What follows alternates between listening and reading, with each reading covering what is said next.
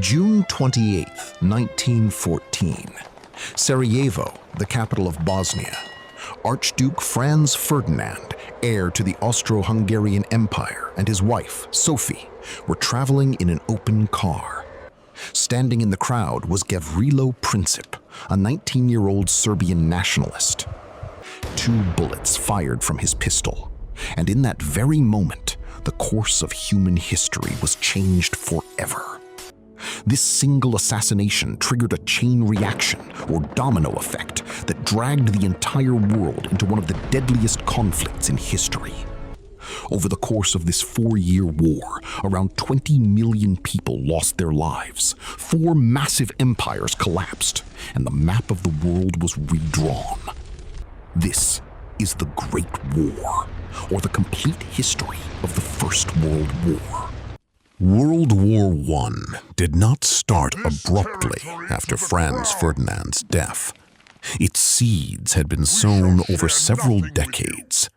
There were 4 main causes, often abbreviated as M.A.I.N. Militarism, alliances, imperialism, nationalism. Europe was then divided into 2 camps. On one side was the Triple Entente, Britain, France, and Russia. On the other was the Triple Alliance, Germany, Austria-Hungary, and Italy. Exactly 1 month after the assassination, on July 28, Austria-Hungary declared war on Serbia. Serbia's ally was the vast Russian Empire, which began mobilizing its army. To stop Russia, Germany declared war on them. Since France was allied with Russia, Germany declared war on France as well. Germany's strategy was to quickly conquer France and then shift its focus to Russia. This was known as the Schlieffen Plan. But to enter France, Germany launched an attack through a neutral country, Belgium. Angered by the violation of Belgian neutrality, Britain declared war on Germany.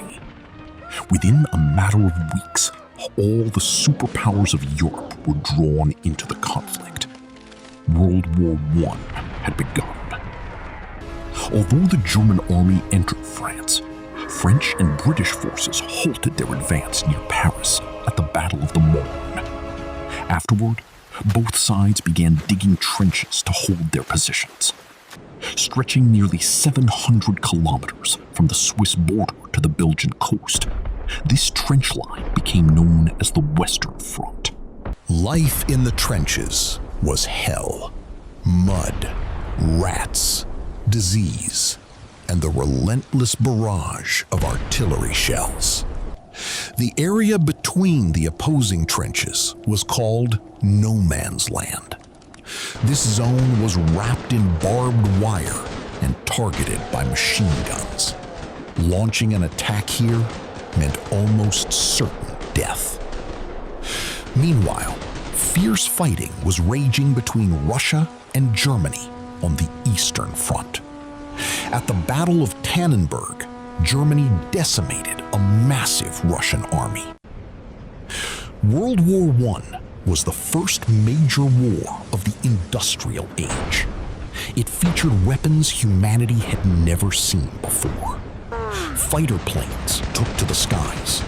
German U-boats, or submarines, terrorized the seas. In 1915, deadly poison gas was used for the first time. And in 1916, the British brought a new monster to the battlefield, what we know today as the tank. Yet, despite these modern weapons, even after millions of soldiers died in bloody conflicts like the battles of Verdun and the Somme in 1916, the front lines barely shifted. The war was not confined to Europe.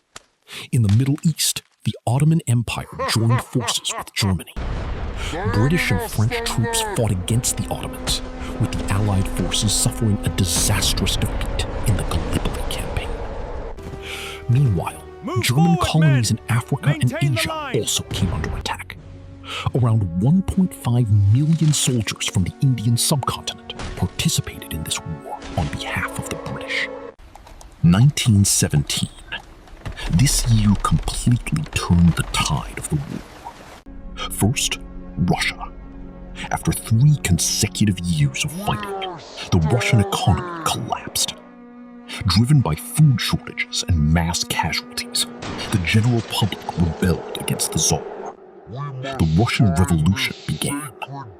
The Bolsheviks, led by Vladimir Lenin, seized power, and in early 1918, after signing a treaty with Germany, Russia withdrew from the war.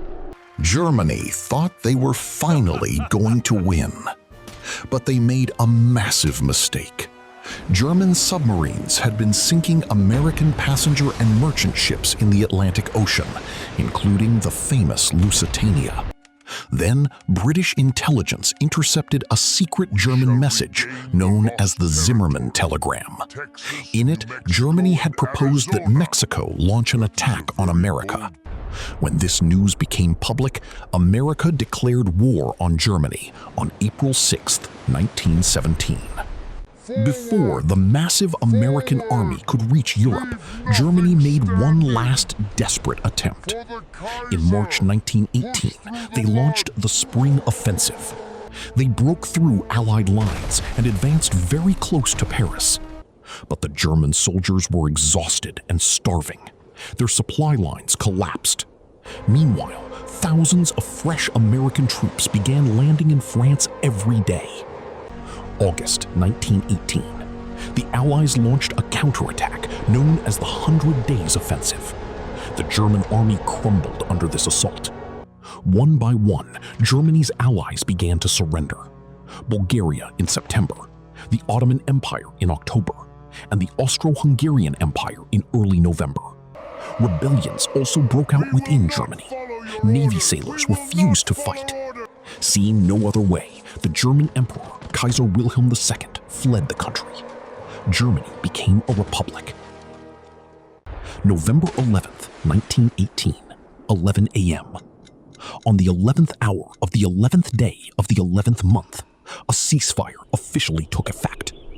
After 4 years of relentless devastation, silence finally descended upon the skies of Europe. But the price of this peace was horrifying. Nearly 20 million people were killed and 21 million were wounded. An entire generation was wiped out. The Russian, Ottoman, German, and Austro-Hungarian empires were completely destroyed. In 1919, the victorious Allied powers signed the Treaty of Versailles. Harsh conditions were forced upon Germany through this treaty. Germany was held solely responsible for the war, forced to pay massive reparations. Their military was drastically downsized, and a significant amount of their territory was stripped away. World War I was dubbed the war to end all wars. But in reality, the humiliation of the Versailles Treaty and the resulting economic misery bred a deep-seated resentment in the hearts of the German people. Capitalizing on this very anger, Adolf Hitler rose to power just 20 years later. From the ashes of the First World War emerged the most terrifying chapter in human history, World War II. History teaches us that an unjust peace never lasts. World War I left us with exactly that lesson.